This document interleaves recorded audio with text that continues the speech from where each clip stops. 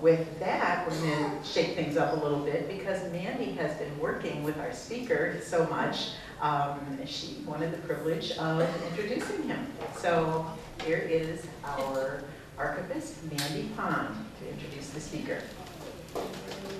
Oh, I don't know applause, but thank you. So you may have remembered when we were very excited when the Massillon Museum was featured on the Travel Channel's Mysteries of the Museum. And I was able to speak about Jacob Coxey on national television. And what an exciting moment for our collection, for us, for our community. And the only reason that I knew enough about Jacob Coxey to do that program was because I read all of Jerry Prout's materials. And Jerry's been working here with us for many years to complete his doctoral thesis and his new book that he'll be speaking about today. So Jerry Prout of Fairfax Station, Virginia, currently teaches political economy at Marquette University in Milwaukee, Wisconsin. He began teaching after a 40-year career in corporate public affairs. He holds degrees from Westminster College, Duke University, American University, and George Mason University, PhD. He has written extensively on corporate social responsibility and U.S. history, and most recently his book, Coxey's Crusades for Jobs. Jerry Prout.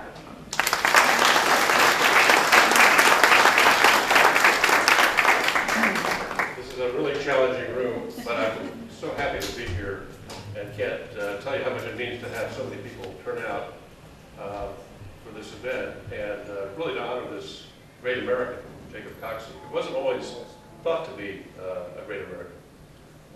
My thanks to Margie, my thanks to Mandy. Mandy was just terrifically helpful. You have such a wonderful resource here in this museum. I don't know if you fully appreciate it. But when I came out to Massillon for the first time, I now have a letter jacket, by the way, Massillon letter jacket. And I wear it around DC all the time. People say, what's that? But everybody knows Massillon from the football team. And now that you're in Division II, maybe you get a state champion back again. So hopefully. But Mandy was terrifically helpful, and all along, even after I had my dissertation done and then I went on to start writing the book, had to get photos for the book, and that's not an easy task, I found out. And she was just terrifically helpful. So thank you all for investing your time and your resources. I'm glad to see the donation. More of those on the way, I'm sure. I was born in 1949, and I think I might be the oldest guy in the room.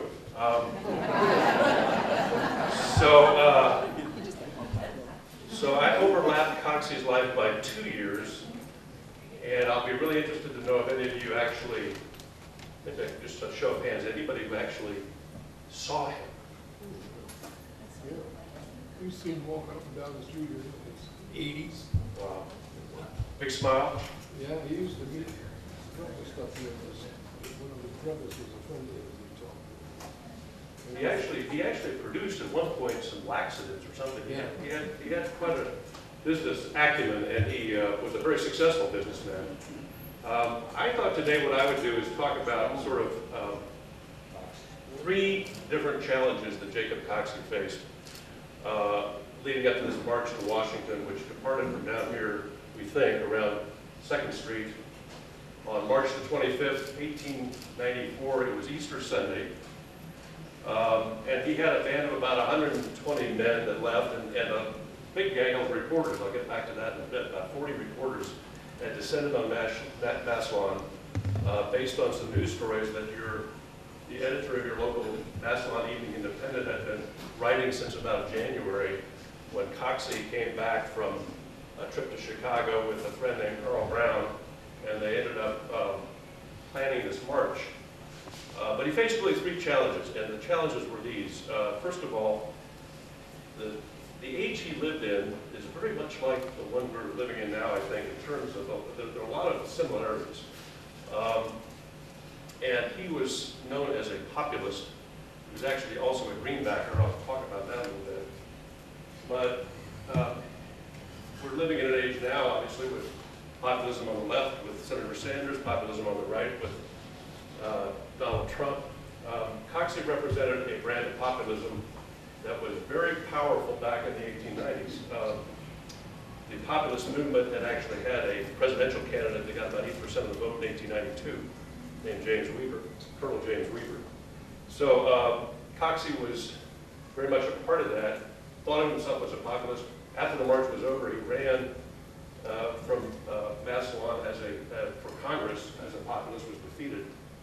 He ran for just about everything. He ran, I think, he was your mayor for a while in 1931, but he ran for just about every office imaginable, including President of the United States in 1932. But he faced this challenge, first of all, of an America that was becoming increasingly industrial. We think of the challenge of globalization now, and obviously over the weekend got quite a wake-up call in Britain with the exit from the European Union. That sort of populism reared its head in Britain, all about globalism and corporatization of America. That was really similar to what Coxey was trying to defy at the turn of the century. And when you think about what was going on then, America, since about the mid-19th century, with the advent of the railroads and the amazing boom in steel and other suppliers that fed the railroad boom, America had become increasingly corporatized, if you will, and the trusts obviously were emerging. Carnegie, Frick, Rockefeller. So it was a period in which I think there were 500,000 patents issued in the period between 1860 and 1890, roughly. About 2/5 of America's businesses were incorporated, but there was a challenge to that. And the populists it was sort of on the cusp of it, the populists were really seeking to keep a more cooperative spirit and to try to organize our economy differently. And Coxey, if you think about Coxey as a small businessman, and a very responsible small businessman, he paid his employees about $1.50 a day. Doesn't seem like much now, but then it was quite generous. At his quarries, the quarry that I think was down there at Canal Fulton, and another one in Dundee, Ohio. At any rate, so he faced the challenge, number one, of an increasingly corporate America. The second challenge that he faced was the fact that he was going to have to physically march an army from Massillon, Ohio to Washington, D.C., and essentially live off the land for as long as it took. It took 5 weeks. So he had this amazing challenge of actually organizing a group of men, not knowing exactly how many were going to be there when he left. It turned out that the anticipation was much bigger than the actual event. They thought maybe 100,000 men would actually show up in Massillon, and there were rumors for weeks. Back in Washington, Washington became a fortress, essentially, because of the fear that this industrial army was going to descend on the nation's capital. So that was the second challenge. But the book I've written really deals most extensively with the third challenge, and one I really hadn't focused on until I got to exploring. They'd say after you've done your dissertation, give it about 6 months and then come back to it. And that's what I did, and I started looking at the whole, what really struck me about the march was the way people turned out, not just here in Massillon when they left, but all down the march route. People would come to the roadsides, women would wave from the balconies, young boys would run alongside, people would join the march for a few miles. When they got to Pittsburgh, the crowds were 40 to 50 deep on the sides of the roads. And it was an amazing outpouring of sentiment for these people who were considered to be tramps, downtrodden, unemployed. And the word unemployed, by the way, was hardly used at that time. If you look at the statistical abstract in 1894, it has a lot of figures, it has a lot of different metrics, but the word unemployment doesn't appear. So the people who Coxey had behind him, who were marching with him, were known as tramps, hobos. Tramping had become popular during the Civil War because of the need to get around from city to city. And the unemployed, the jobless, adopted that method after the Civil War. And so you have a lot of men, mostly men, moving from town to town seeking jobs in a very cyclical economy. mining, farming, and then industrial operations that tended to be boom and bust. So a lot of movement of people, but the tramp was looked upon as somebody who was inferior. This was an era, you might know, where there was a philosophy that only the fittest survived, social Darwinism it was called. And that was essentially what Coxey was up against. That people would look at this army behind him and see something that they were insulted by. People who couldn't pull themselves up by the bootstraps, as the famous Horatio Alger novels of the time portrayed. So that was a third challenge. That was the one that was most interesting to me as I did this. So what happened?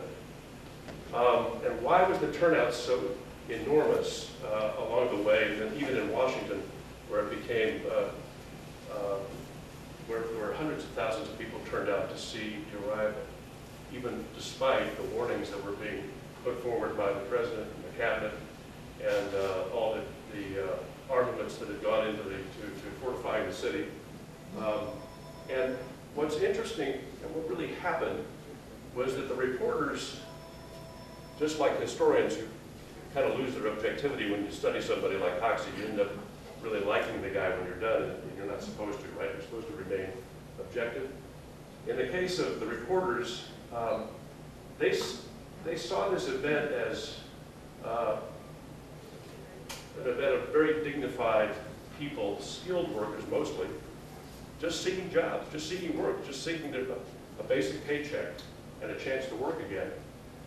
And the way they portrayed this in the press, and the press at this time this was the first time the press had sort of switched off the button of being highly political and turned into more of a, they were trying to get to the facts more. They were trying to be more objective, but they were also trying to sell newspapers. And they were trying to sell newspapers by having human interest stories. And this was a great human interest story. Every town they went to, there was an incident. There's a funny incident. There are many funny incidents that occur along the way, but one with a toll keeper near Grantsville, Maryland. And the toll keeper demands, and the roads at this time were decrepit. That was one of the things, and I'll get to this in a minute, that was one of the things Coxey was actually trying to convey, that the roads in America needed to be fixed, and he was proposing, outlandish as it was, it amounted to the entire federal budget, a $500 million public works program. Public works weren't even established at the time. There were very few cities in the midst of the panic of 1893, a depression that lasted until 1897, and Coxey's right in the middle of this when he marches, that there was, the public works programs were very seldom employed. A few cities tried it. The populous mayor of Detroit, for example, gave some of his Polish immigrants plots of land in downtown Detroit to farm. That was considered a public works program, but these were very sporadic. And there was no social safety net for any of the unemployed. So, but in Grantsville, as he's going along this road in Grantsville, they come to a toll keeper and have a real dispute about paying the toll. Coxey says, this is the Commonweal of Christ. That's what we call the march. It was called the Commonweal of Christ. It was based on Karl Brown's, the sidekick to Coxey, based essentially on his religious beliefs, that this was in fact, what was going on was the second coming of Christ. And I'll get back to that. But they come to this toll keeper, and she demands that they pay. Coxey disputes it. He goes in to try to find a lawyer and is unsuccessful. Finally pays it in nickels and pennies, and that's his way of protesting. There are all kinds of humorous incidents along the way, but what this had the effect of doing was humanizing the unemployed. And this story that started right here, a couple blocks away, if you can imagine today's news cycle and how quickly it turns over. In 1894, for 5 straight weeks, and if you look at the newspapers, it dominated the press.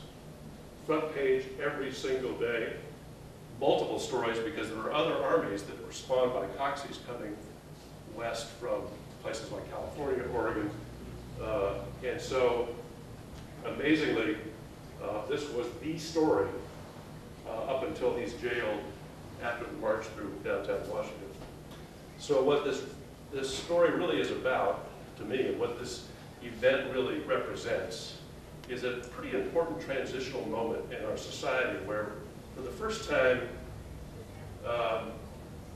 the idea of unemployment, what it means to be unemployed, is really sort of humanized and dispersed widely, and an appreciation grows up about that. So I call this book Coxey's Crusade for Jobs. There were some other aspects to it that I think are worth noting because there's several things that happened along the way, but one of the things that I think Coxey should be admired for is that he and Carl Brown were very inclusive in who they invited to be with them. They didn't want any women because they were very concerned because of the tramp reputation that they tried to gain respectability, and they thought if they had women on the march, that would lead to all kinds of rumors. On the other hand, they were very inclusive. Their flag bearer leaving this town and going into Washington was an African American. They had several African Americans in the march. This is a time when we've had the Dred Scott decision, we've had Plessy versus Ferguson, we've had not only a segregated society, North and South, but perhaps more importantly, the most lynchings in America occurred in 1892, and here is Coxey allowing full integration of the march. A Native American appeared, Honore Jackson. So it was a very diverse march, even by today's standards. I should say something about the arrival and the way Washington viewed this, because that's where I live, and I wrote an article about this, which Mandy was very helpful in organizing as well. And the interesting thing about what happened in D.C., D.C., and I hadn't realized this even though I lived there, but not surprisingly, you know, they had, again, like today, had no idea what kind of industry was about. I exaggerate a bit, but essentially, you know, they had a beer factory, they had an ordnance factory, they had a few other small businesses, but essentially it was an emerging city of government. For the first time, you had after the Civil War, the beginnings of more government and government employees, federal employees.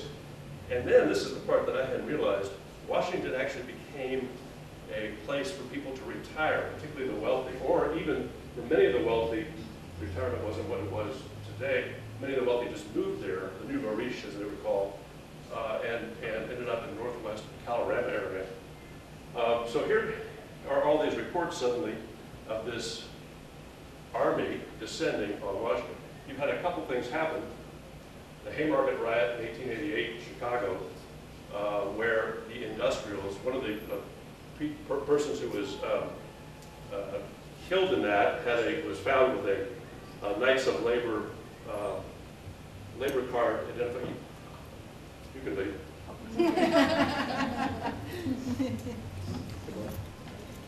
Don't tell them I had any experience playing football. It's a hard game. Got it? Yep, thank you. Okay. I saw it downstairs. Had a Knights of Labor card. There was rumors that this was an anarchist, immigrant-inspired. The immigrants, obviously, even the labor unions at the time, were wont to keep immigrants out, and yet the immigrants were really fueling this industrialization throughout America at the time. So imagine this group, and you're not sure how many it's going to be, descending on the nation's capital. There were talks of revolution, there were talks of violent unrest, and this is all through the Washington papers and then nationally, because you have examples. For example, out in the West, one of the copycat armies actually stole a train and commandeered it, and there were all other kinds of violent episodes that occurred. So this is the backdrop. Grover Cleveland, the Democratic president, ends up holding a couple of cabinet meetings. His family is fearing for their lives. So there are all kinds of sort of anxious moments going on in Washington at the time. And by the time Coxey arrives, all he wants to do is exercise his First Amendment freedom. He wants to take his army up the Capitol steps and give a speech about his plan. His plan was to build $500 million worth of good roads. One of the fascinating things about this period is that the railroads, of course, have been a dominant industry, dominant lobby, and they've gotten all kinds of breaks from the federal government, and they've built railroads everywhere, particularly during Reconstruction in the South. You go down the South and you see these railroad spurs that go into the middle of a forest and disappear.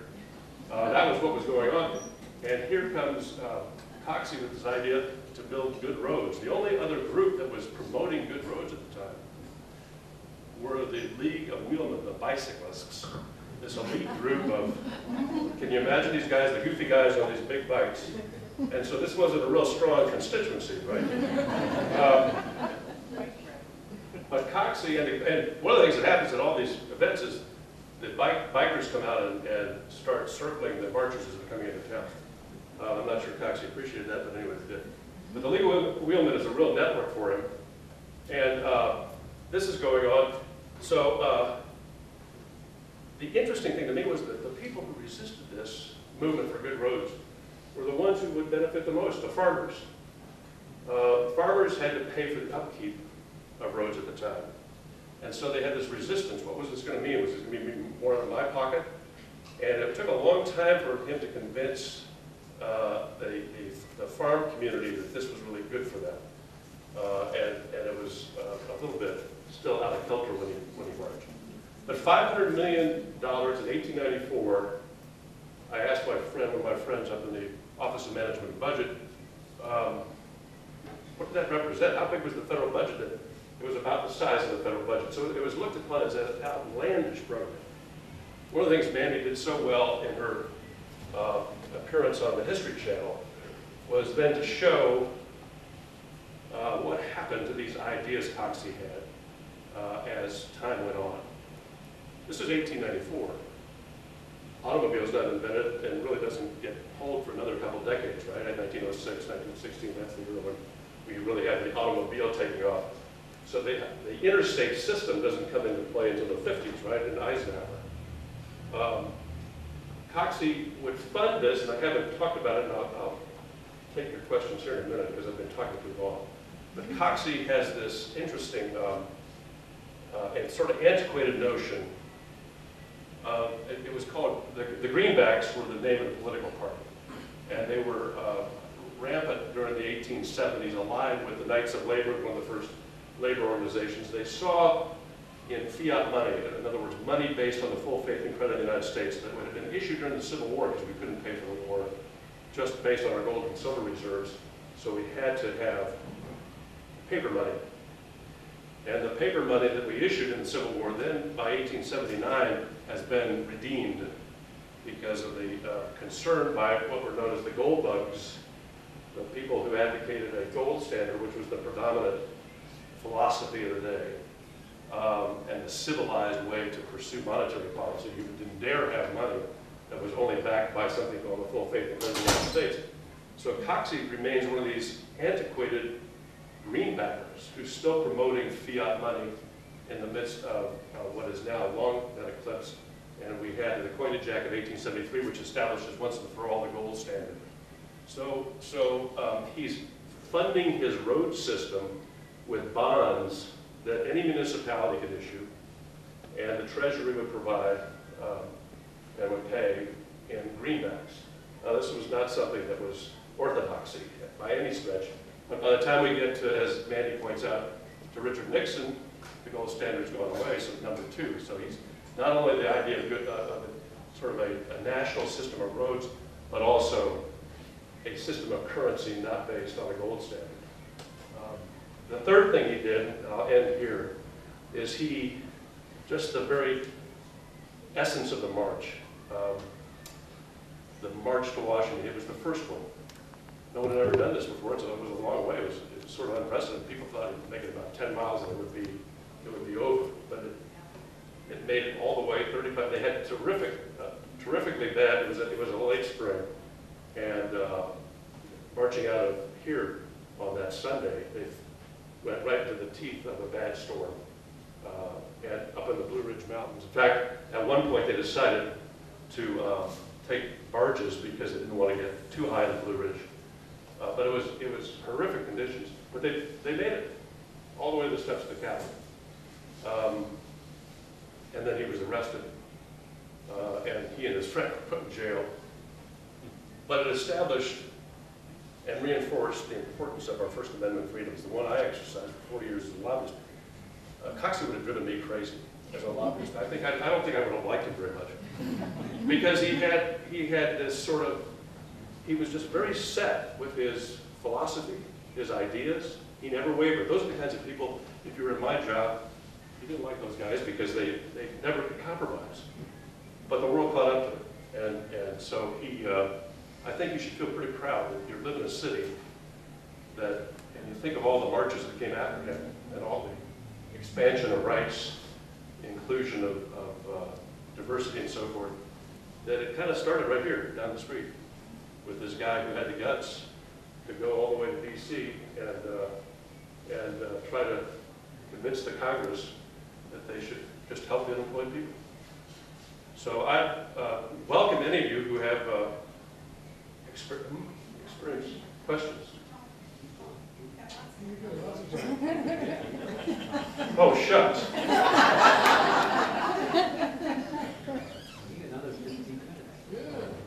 It's about some of those funny stories you said. Well, let's talk a little bit about the reporters, because that was a key part of this. The reporters, I enjoy this part because, again, it was when journalism was changing, just as journalism is changing now, and has been changing. Journalism was going through profound change then. The Horace Greeley prototype, prior to the Civil War, where he said, you know, the New York Herald is the most Republican paper, and I'm proud of it, that's now dying away. And what has come in its place, and it parallels movement in art and literature and photography at the time, the advent of photography. People are much more realistic. They want facts. They want nothing but the facts. They find the real life story. William Dean Howell's books, for example, and John London's, the real life portrayals to be the thing that they really want, the meat that they really want. And so the reporters, like the one that I found very interesting, Ray Stannard Baker. Ray Stannard Baker became an advisor to Woodrow Wilson. But at the time of the march, this was his first major assignment. Charles Dennis, his editor, bless his heart, said, go down to Massillon, this is true of many of these reporters, go down to Massillon and see what's going on, and see who this guy is, what's going on down there, because I keep getting these incredible stories that are coming from Robert Pete Skinner, who the museum's done a lot of good work with Robert Pete Skinner, your native son, another native son, who ended up being ambassador to Abyssinia, now Ethiopia. But here comes Baker, and into town. He's 24, I believe, just out of Michigan State. He'd gone to law school for a bit at Michigan Law School, didn't like the law. Disappointed his father. They were from upstate Wisconsin. He ends up reporting for and making the march for some 35 days, obviously, and then he stays in Washington a while because Coxey goes to jail. And so he meets with Carl Brown. Carl Brown, this eccentric character who I should talk about, who Coxey befriended, is during the final episode of the march, is beaten up by the police pretty badly. He and the African-American flag bearer, both pretty bloodied in this. Baker picks up a necklace that Brown was wearing and brings it to him in the jailhouse. And so they begin a correspondence over the years. But in going through Baker's papers, one of his letters to his father was, at the end of this, I'm just sick of this. I'm just tired of this mess. It didn't amount to anything. The march was foiled on the Capitol steps, and it's over, and I'm tired of this. I'm coming home. And yet, 20 years later, as he's writing his memoirs, 30 years later, he says what an important event this was. The dignity of these men, the sheer steadfastness of their of their and their courage. So he totally changed back to, I think, his position. So Ray Stannard Baker, and then he goes on, and all these reporters were turning out stories every day. There was a person who would go ahead and rig up the telegraph system. They actually, if you think about it, because the marchers got the rest, they had to write their stories. So they had to pound out these stories, and some of these are long stories. They read like novels. If you go online, you can actually get these, many of these stories, and they're fascinating to read, and they're pretty consistent across all the newspapers. Reportage was very consistent and very good. What was more critical were the editorial positions, because many of the papers were still owned by people who had more allies with those in positions of power and elites, so that you get this sort of legacy of the march, and you go down the editorial columns: Coxey the crank, Coxey's cranky boys, Coxey's this, Coxey's that. So that's the regular. The other thing that got a little flicker of interest I saw over here was this religious aspect.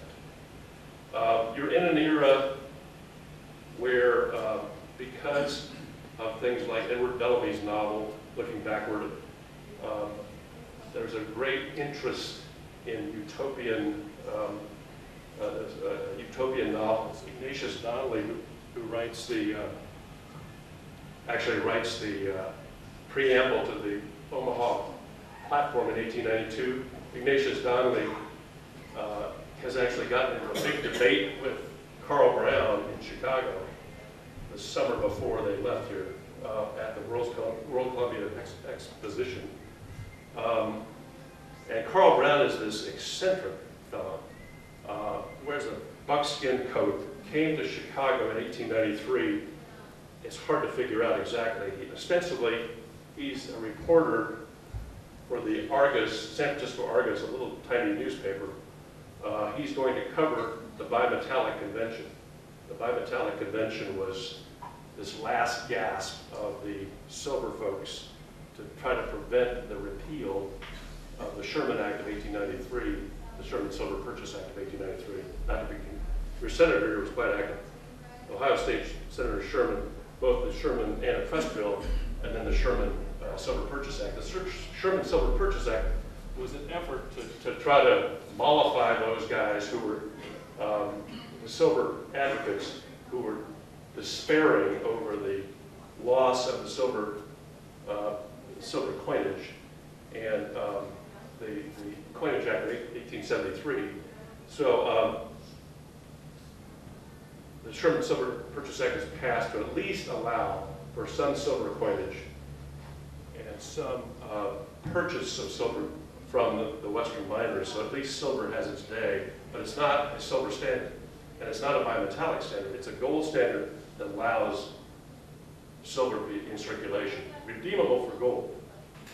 It's confusing, but it's important because that became the sort of surrogate language for if you wanted an expanded money supply, you're on the side of those, the populace, the producers, the people who provided value by working hard. If you were on the side of the gold bugs, you were more with the merchant industrial class. So you have this division between gold and silver, and that's what leads to, at the end, in 1896, 2 years after Coxey, the great Cross of Gold speech and William Jennings Bryan's candidacy. But Brown is going to this event in Chicago, the bimetallic convention, and he's really there to try to cover it. He's also appearing in the, if you believe this, at the World Columbian Exposition, this enormous, it's called The Great White City, if you've ever read that wonderful book, this enormous exposition on 600 acres of land, the Great World's Fair, that opens May 1st, 1893. And he's appearing in the Wild West show and wearing this buckskin coat. And he never takes it off, apparently. He didn't take it off all the way to Washington. He's wearing this thing, and people begin to talk about that, by the way. It's a little rank, after a while. He meets Coxey there because he, and I'm kind of winding through stories here, he meets this guy, Ignatius Donnelly, on the lakefront where they have these rabble-rousing speeches. And he and Donnelly face off, and Coxey's watching this, and he watches Brown beat Donnelly. Donnelly is a legend in the populist movement. So he recruits him, and they begin to talk. And it's not clear because Coxey's papers burned down at Paul Station's, where he lived, shortly after the march. It would be fascinating to see what the two talked about. There was some evidence that they, both of them would later, particularly Brown, would claim credit for the idea to march. It's not clear that he had the idea, or Coxey had the idea. They maybe came to it together, but at any rate, off they went. But Brown is a theosophist. This religion that had Asian roots believes in. Brown stretches this a little bit. He says it's one of its tenets is reincarnation, not exactly, but it had a sort of mystical belief that we were all sort of embodiments of spirits, and somehow they formed in us, and so there's this rhetoric throughout the march, and this is one of the reasons I think the march legacy is a little different than you might otherwise think. One of the legacies is that, or one of the thoughts is that Coxey represented Jesus's cerebrum and Brown the cerebellum, and they were somehow fused together. So this was a little bit of the difficulty with the march. But they become fast friends, and they become acquaintances, and they do well together, and they come up with this great idea to march to Washington, and they execute it. Pretty much out of wind here. Windy I am. There was actually a marcher named Windy Oliver. He was a bugler, and he was pretty good at playing the bugle. It had all kinds of music. Mandy has a lot of it up there in the archives. They sang songs, obviously, to keep themselves going, and they had a terrific singer by the name of Freeman, another African American, whose voice apparently you could hear it for blocks away. So anyway, I've talked enough. I'd love to hear from some of you about your thoughts or your questions. And yes, sir. You said that Coxey was arrested immediately when he got to Washington. What charges were brought against him? So if I said immediately, I'm a little bit off because it was about, he said, pardon me, he, too much coffee. They came to Brightwood Park, and they camped out at Brightwood Park, and thousands of people, tens of thousands of people came out to Brightwood Park. The descriptions of that are remarkable. Dust kicked off along the Brightwood Parkway, and so here he is with the group out there, and he goes to seek permission to speak. And he needs permission to speak from either the speaker, the sergeant at arms, or the vice president. So he spends the good part of the day before the march, the final parade down Pennsylvania Avenue, trying to get, one of the things that happened in the preparations that I didn't mention was the city council decided we're going to pass an ordinance that you can't walk on the Capitol grounds. So the technicality was that they had trespassed on the Capitol grounds. And you see these signs later that were made up.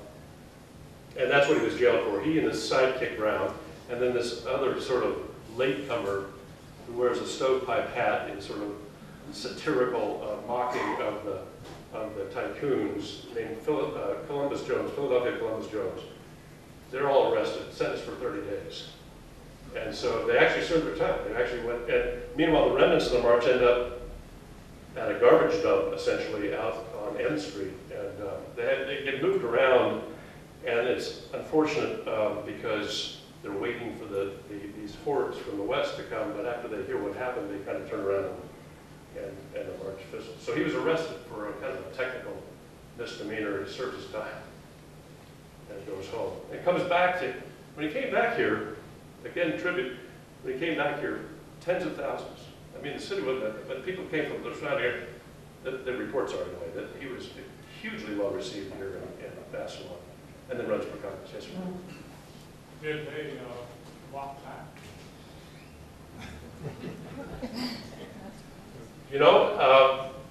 I don't know. They were there. They sort of dissipate. Nobody follows them. I mean, but they didn't come back. But your point's a good one because these are guys without jobs, and now they're in. And in fact, in the lead-up, Congress is trying to figure out what do we do with these guys. once they get here. And so there's a lot of sort of satirizing on the floor of the House and Senate in the debates, and they talk about, well, you know, if we passed a bill to give these guys jobs, this whole thing would go away. So that's one of the arguments. I don't know, and I haven't followed it. Did it grow as they went east? How many people ended up there? In the final parade down Pennsylvania Avenue, there were about 600 people there. But a lot of those are added on in the end. A lot of them were just DC residents who follow on. But really core groups about 120. I have the route they actually followed. It's pretty much, you know, again, the roads were in such disrepair. The initial idea for a great road system was, you know, John Calhoun and Henry Clay, the Great American System, which then falls into disarray because of the railroad, the rise of the railroads. But to your point, if you follow Route 40, sort of, that's kind of the route they took. That's the Great Park, the Great National Park. But I don't know what it'd be interesting to. I mean, there are stories. I haven't looked at them in depth, but there are stories about, you know, 4 or 5 months after the march, there's still remnants there, guys kicking around. And Brown actually tries to reinvigorate and march one more time.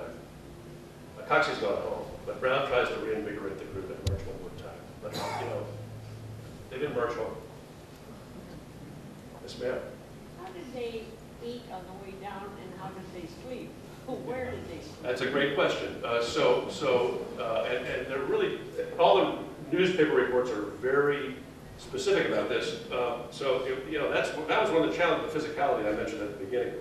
You know, how are we going to do this? So Coxey had this network of, and Mandy has a lot of this stored upstairs. You see these pamphlets and the newspaper ads.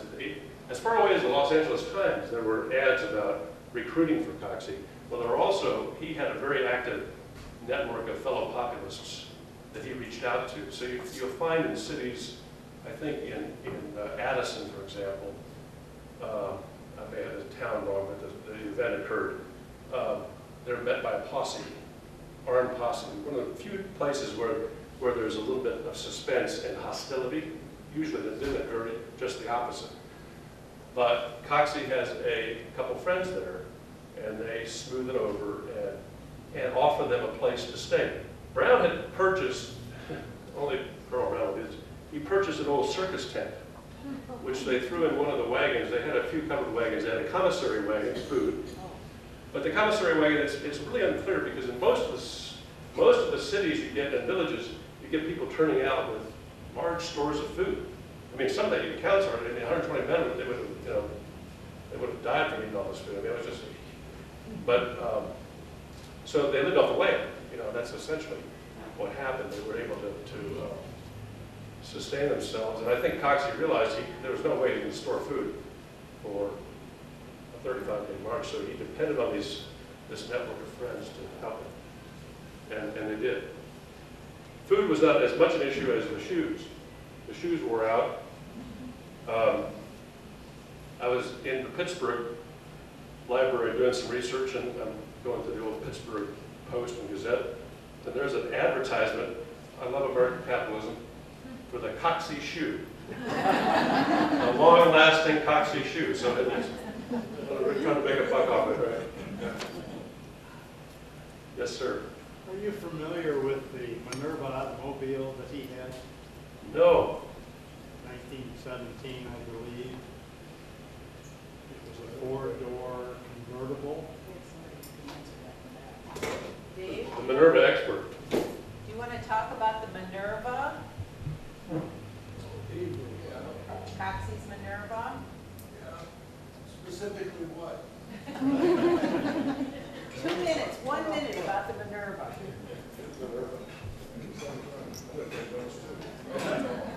Well, Coxey owned a Minerva, 1926 Minerva, was a car built in Belgium. It was a high-end, very expensive car. It had the biggest night sleeve valve engine ever put in a car.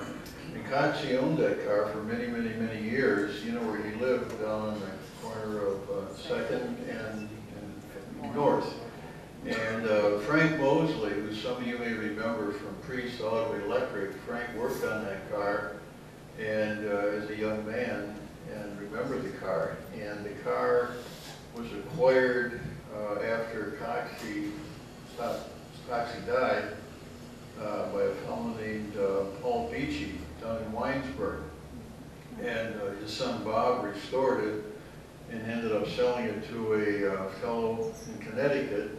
And the car was being transported to a show in a trailer, and the trailer flipped over. And the car was, well, the really terrible story is this.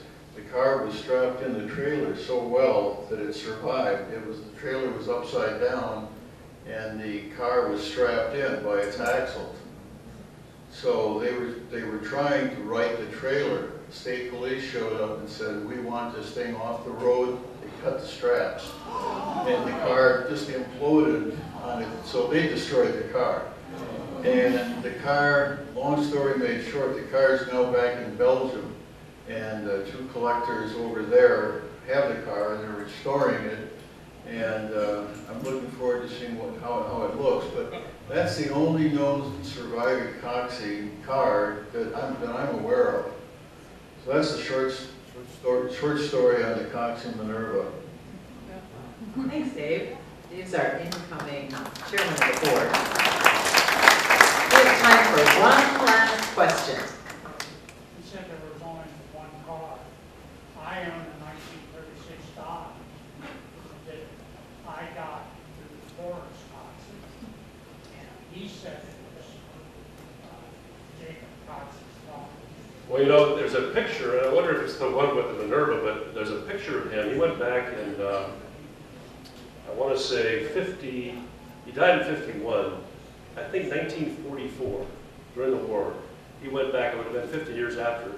You might have this picture of him in this beautiful car. I don't, probably not the Minerva, but, and giving a speech. He finally gave a speech he wanted to give.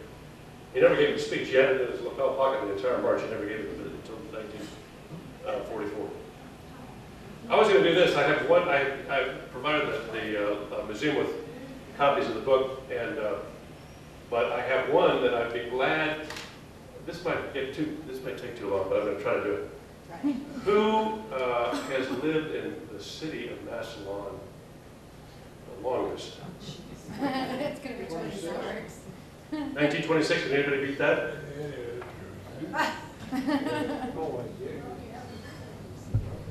You guys can split the book.